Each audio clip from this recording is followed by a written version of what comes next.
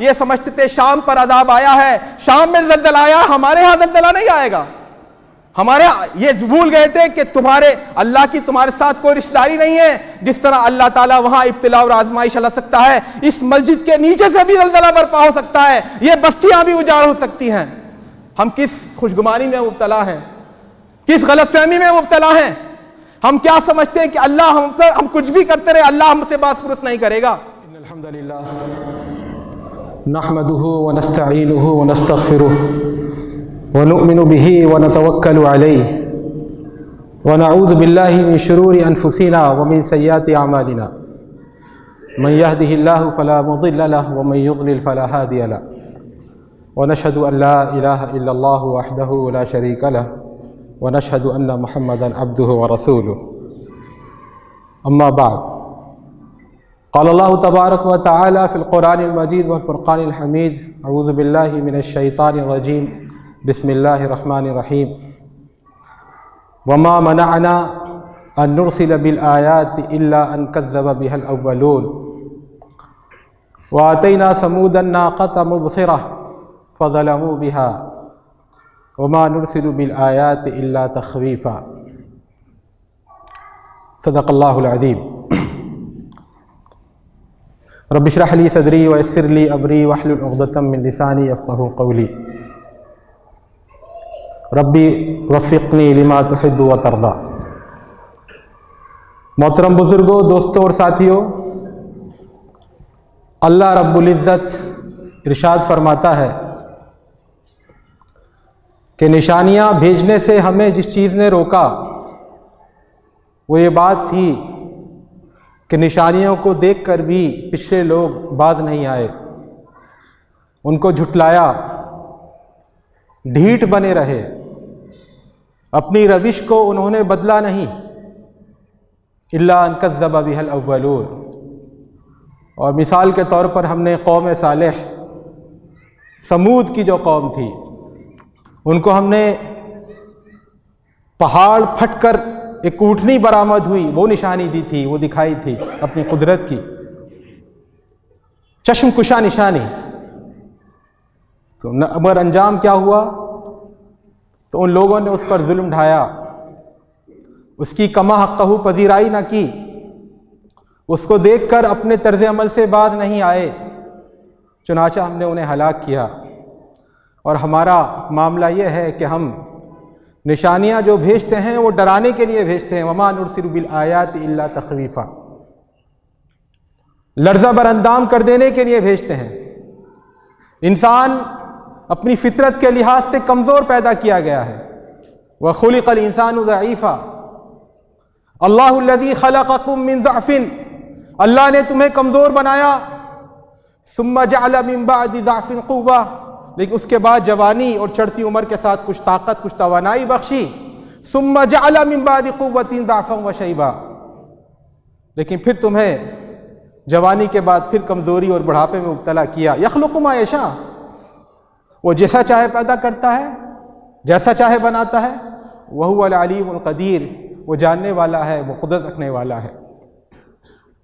تو میرے دوستوں اور ساتھیوں، انسان اپنی ذات میں کمزور ہے، لیکن اس کے پاس گھوڑے کی طرح دوڑنے کی طاقت نہیں ہے، اس کے پاس شیر کی طرح خونی پنجے نہیں ہیں، اس کے پاس سانپ کی طرح زہریلی پیٹی نہیں ہے، اس کے پاس گدھے کی طرح سامان ڈھونے اور سہارنے کی قوت برداشت نہیں ہے.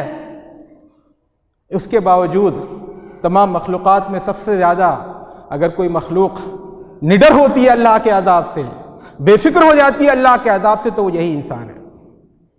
یہی انسان ہے. یہ انسان بھول جاتا ہے کہ وہ کس کا بندہ اور کس کا غلام ہے. فسبحان الذی بیدہ ملکوت کل شیء، اللہ کی شان کیا ہے؟ تمام چیزوں کی بادشاہت اس کے ہاتھ میں ہے.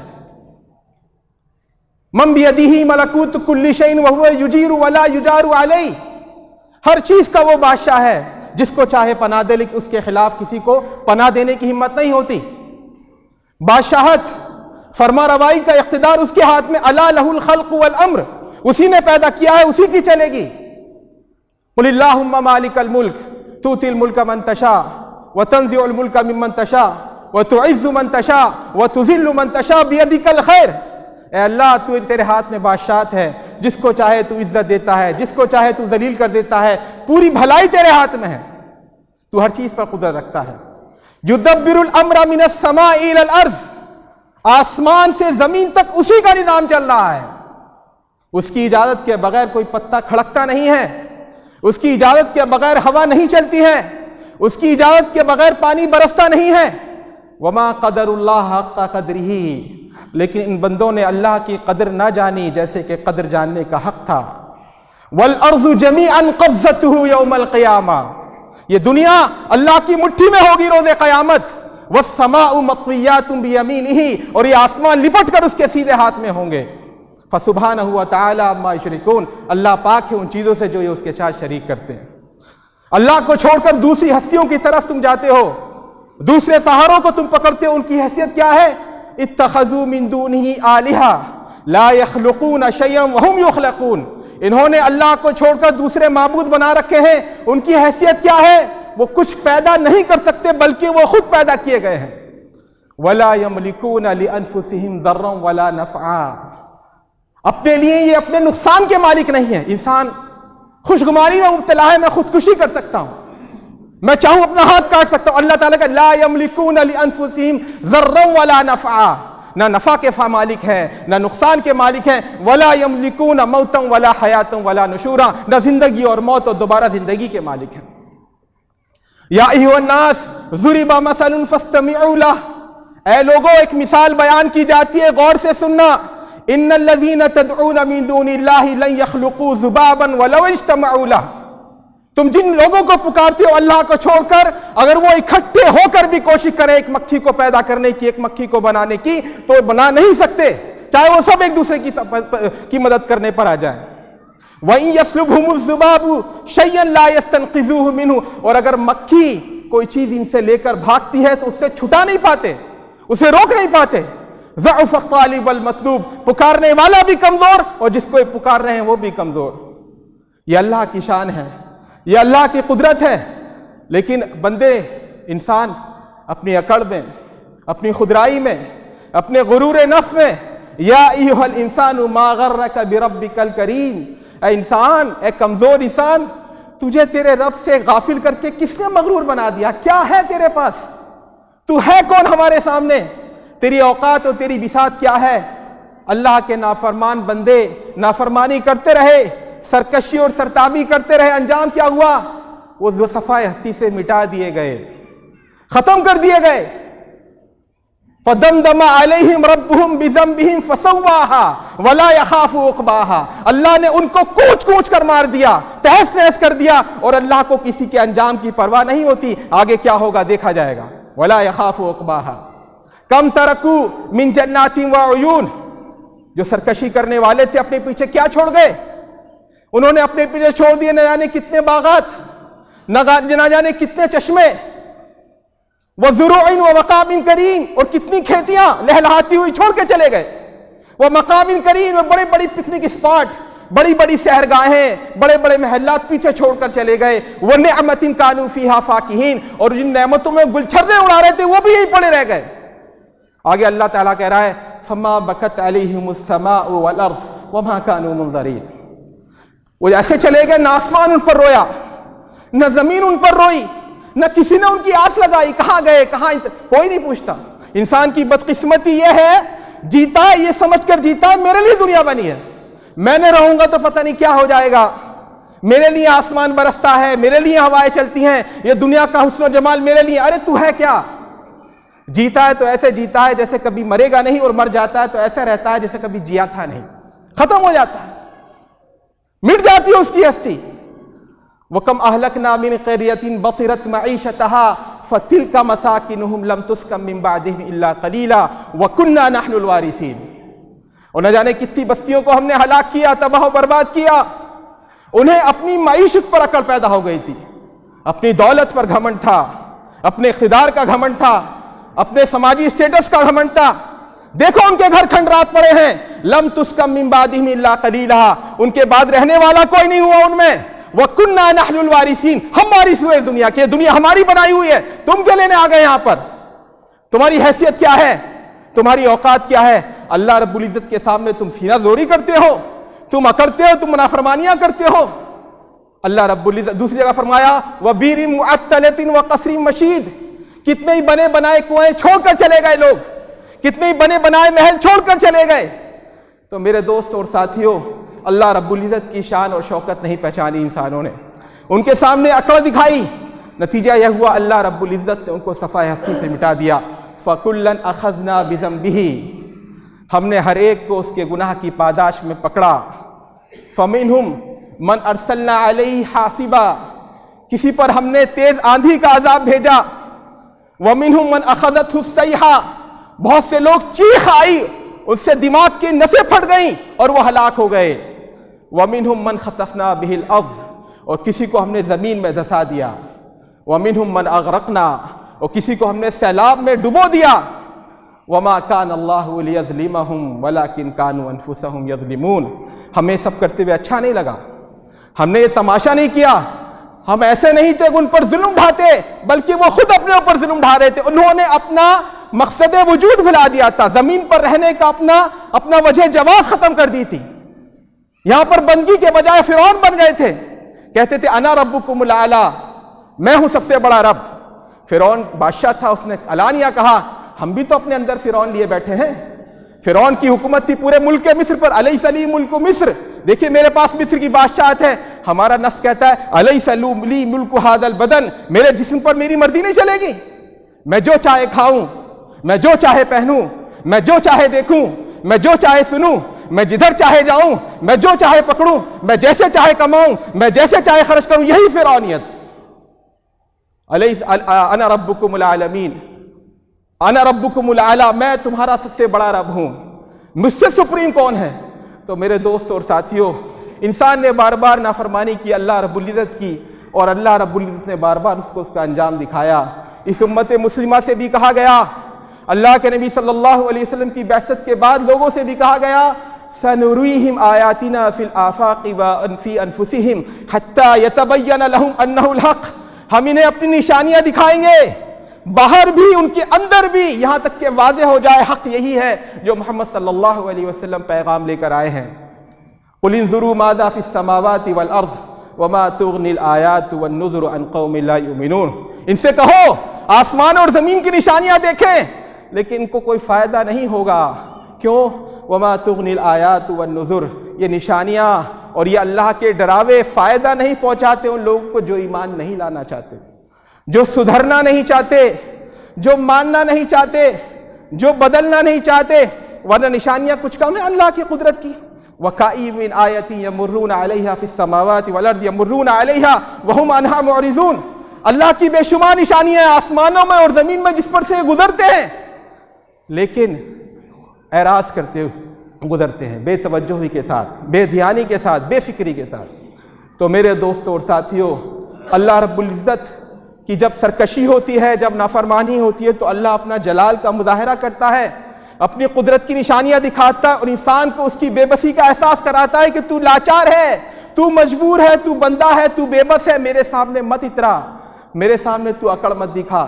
تو اللہ رب العزت جو اپنی نشانیں دکھاتا ہے، اپنی نشانیاں دکھاتا ہے، ان میں ایک نشانی ہوتی ہے زلزلہ، ایک نشانی ہوتی ہے جب زمین دہل جاتی ہے، جب بنے بنائے مضبوط مکان جن پر انسان اکڑتا ہے، تنحتون من الجبال بیوتا آمنین، وہ پہاڑوں سے پتھر تراش کر کے گھر بناتا ہے، وہ ریت کے گھروندے ثابت ہوتے ہیں، تاش کے پتوں کی طرف بکھر جاتی ہے پوری آبادیاں۔ فَأَخَذَتْهُمُ الرَّجْفَةُ فَأَصْبَحُوا فِي دَارِهِمْ جَاثِمِينَ، قوم سمود نے یہی کیا، پہاڑوں کو تراش کر مکان بنایا کرتے تھے، اور کسی کو ثبوت دیکھنا ہے سعودی عرب میں مدائن صالح آج بھی وہاں موجود ہے، وہ پتھر سے وہ پہاڑ تراش کر بنے ہوئے گھر آج بھی موجود ہیں لیکن ختم ہو گئے۔ فَأَخَذَتْهُمُ الرَّجْفَةُ فَأَصْبَحُوا فِي دَارِهِمْ جَاثِمِينَ، زلزلے نے ان کو پکڑ لیا اور وہ اپنے گھر میں اوندھے پڑے ہو گئے، ان کے منہ کے بل اوندھے گر گئے۔ حضرت شعیب علیہ السلام کی قوم نے بھی نافرمانی کی، فَأَخَذَتْهُمُ الرَّجْفَةُ فَأَصْبَحُوا فِي دَارِهِمْ جَاثِمِينَ، ان کو بھی زلزلے نے آ پکڑا اور وہ بھی صبح کے وقت منہ کے بل پڑے ہوئے لاشوں کی طرح پڑے تھے۔ الَّذِينَ كَذَّبُوا شُعَيْبًا كَأَن لَّمْ يَغْنَوْا فِيهَا، جنہوں نے شعیب کو جھٹلایا تھا وہ ایسے ہوئے کہ تھے ہی نہیں کبھی، الذین کذبوا شعیبا کانوا هم الخاسرین، جنہوں نے شعیب علیہ السلام کو جھٹلایا تھا وہی اصل ٹوٹے میں رہے۔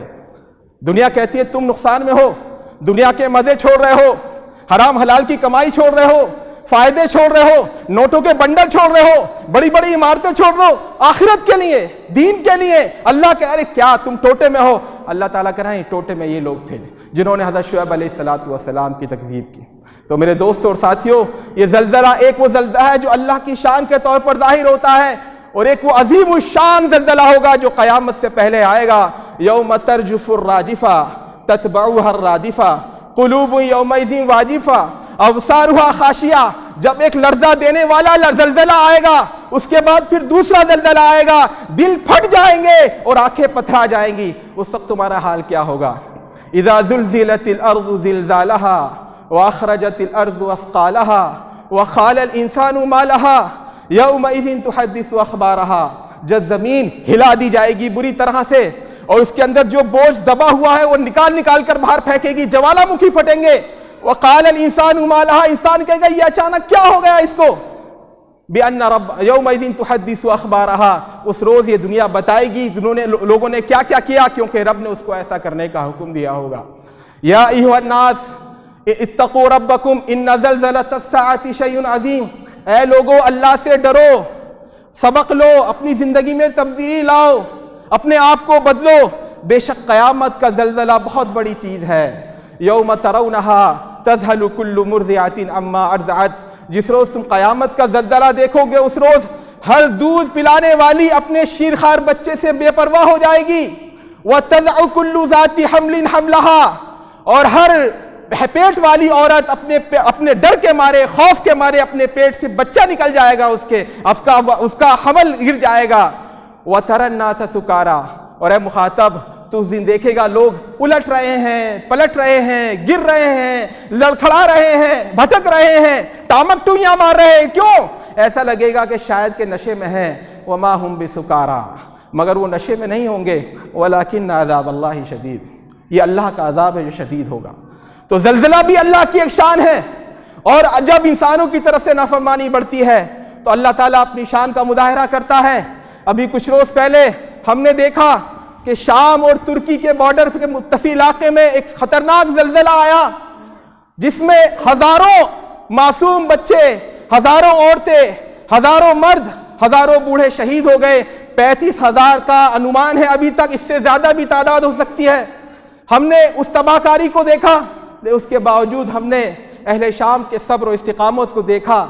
وہ ملک جو ایک دہائی سے اوپر جنگ کی آگ میں جھلس رہا ہے، جو تباہی کے کگار پر کھڑا ہے، لیکن جب زلزلہ آتا ہے تب بھی وہ صبر و رضا کا پیکر میں سامنے آتا ہے۔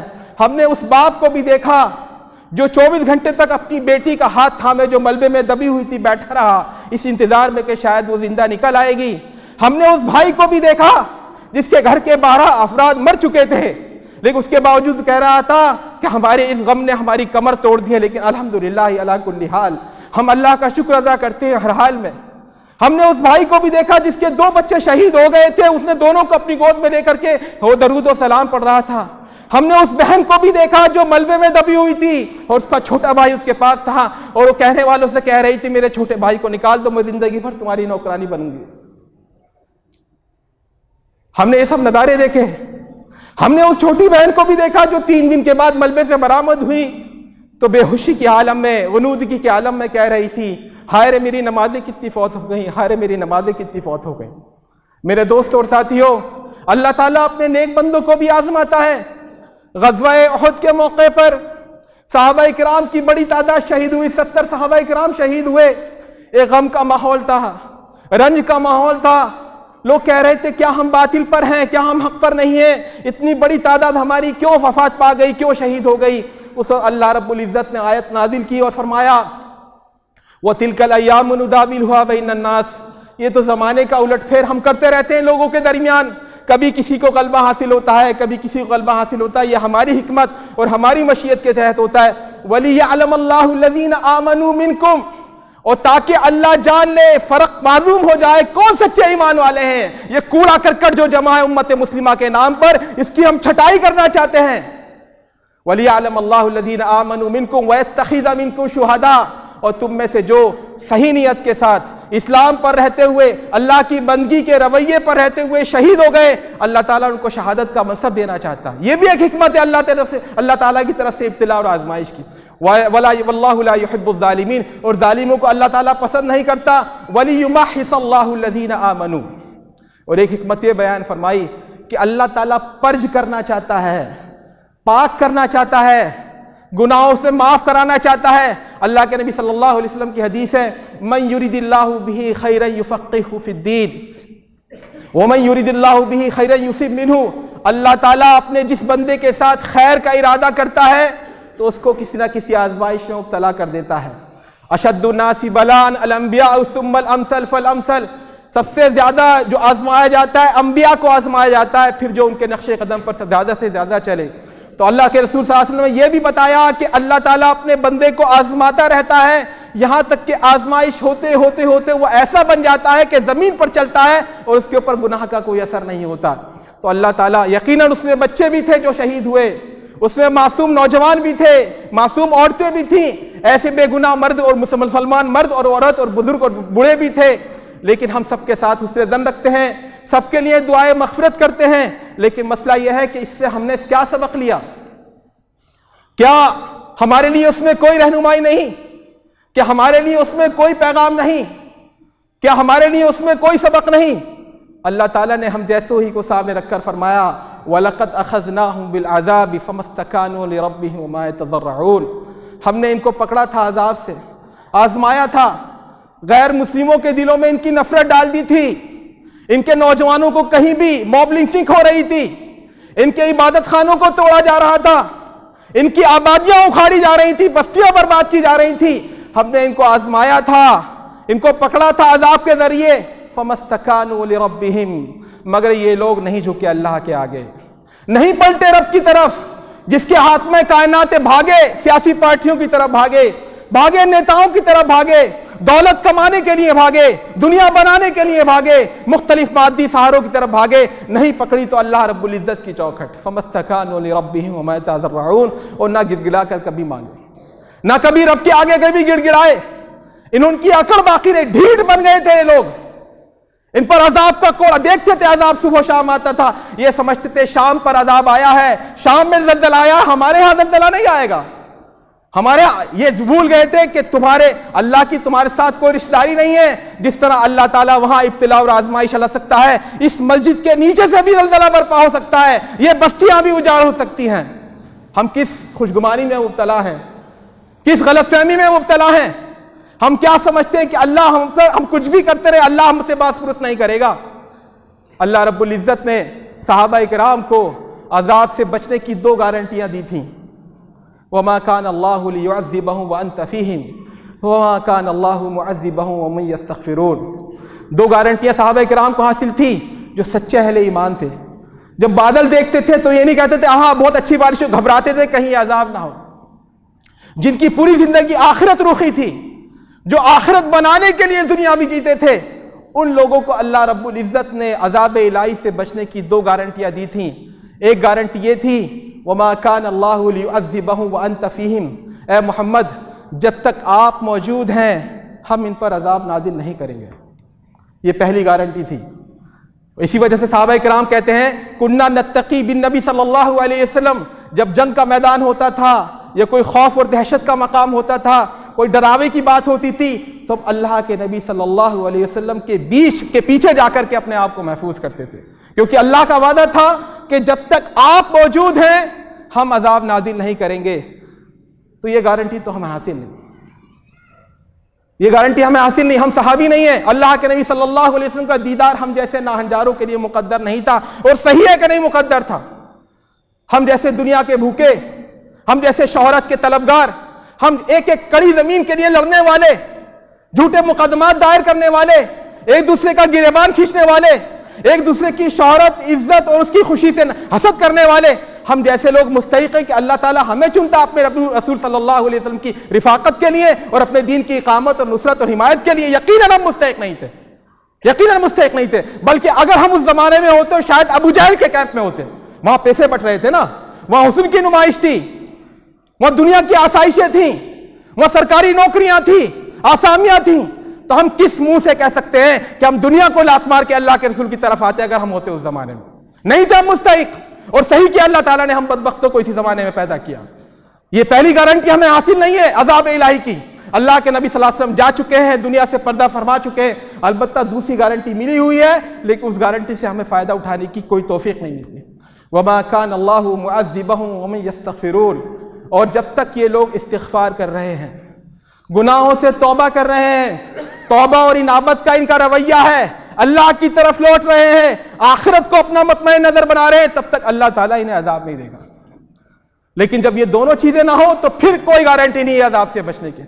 ایسے موقع پر جب زلزلہ آئے، جب تباہی آئے، جب بڑا حصہ انسانوں کا موت کے گھاٹ اتر جائے، تو اس میں ہم جیسے لوگوں کے لیے کیا ہدایت فرمائی اللہ کے رسول نے؟ اذا رأیتم ذالک فصلوا، اذا رأیتم ذالک فتصدقوا، اذا رأیتم ذالک فصلوا کصلاۃ کاحدث صلاۃ۔ ایسی جب موقع آئے، جب سورج گرہن ہو جائے، جب چاند گرہن ہو جائے، جب زلزلہ آ جائے، جب زمین لرزنے لگے، جب زمین کی چھاتی دہنے لگے، جب بنے بنائے مکان تاش کے پتوں کی طرح بکھر جائیں، تو تم کیا کرو؟ تم اللہ رب العزت کی طرف رجوع کرو، تم اللہ کے راستے میں صدقہ کرو، تم اللہ کی طرف توبہ کرو، اپنے گناہوں پر پشیمان ہو، ایسے نماز پڑھو کہ جیسے زندگی میں ایک آخری نماز کا موقع تمہیں مل گیا ہے۔ صلی صلاۃ مودعین، یہ اللہ کے رسول صلی اللہ علیہ وسلم نے ہمیں تعلیم فرمائی ہے۔ تو میرے دوستوں اور ساتھیوں، یہ زلزلے جو آتے ہیں، یہ تباہیاں جو آتی ہیں، یہ اللہ رب العزت کی قدرت کی نشانیاں ہیں۔ یہ انسان کو یہ یاد دلانے کے لیے آتی ہے کہ اے انسان، تو کمزور ہے، تو نادار ہے، تو مفلس ہے، انتم الفقراء الی اللہ واللہ هو الغنی الحمید، تم ہی اللہ کے محتاج ہو، اللہ کو تمہاری ضرورت نہیں ہے، تمہاری احتیاج نہیں ہے۔ تو میرے دوستوں اور ساتھیوں، شام میں جو زلزلہ آیا، ترکی میں جو زلزلہ آیا، اس کے غم میں ہم اپنے بھائیوں اور بہنوں کے ساتھ شریک ہیں۔